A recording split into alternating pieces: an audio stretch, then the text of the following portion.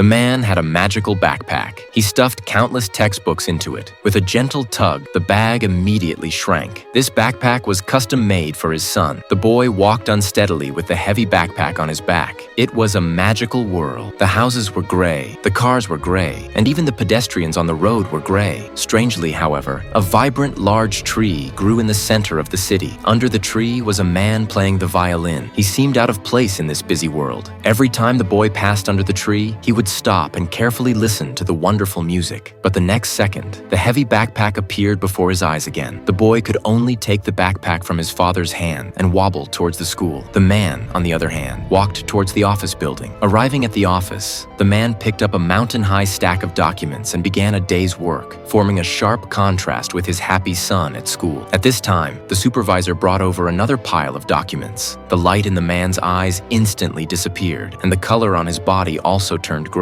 In contrast, the son at school, although tired from studying, had his own hobbies. However, the teacher directly took away his painting and told him to read the ABCs in the textbook properly. The boy was a bit discouraged. After the teacher left, he started painting again. On the other side, the father's back slowly bent under the sustained high-intensity work. At this time, the bell for getting off work also rang. He came to the school gate to pick up his son. The boy saw his father and ran towards him happily. The moment the father and son embraced, the man changed from gray to his original color. The boy showed his father his latest painting, but the father frowned after seeing it. The boy, who was originally expecting his father's praise, seemed to realize that this was not what his father liked. Every day after that, the boy carried his heavy backpack to study. His only hobby was to stop for a moment in front of the violinist, but he would soon be pulled away by his father. The man still worked hard every day, just wanting to give his son a good future, but he didn't know that what he wanted to give might not be what his son wanted. The boy's passion for painting was worn down by the teacher's repeated blows. One day, when the man picked up his son from school, he hugged his son, but he found that the color on his body did not change. The man hugged his son again carefully. Although the color changed this time, he didn't notice that the color on his son's body had faded a little.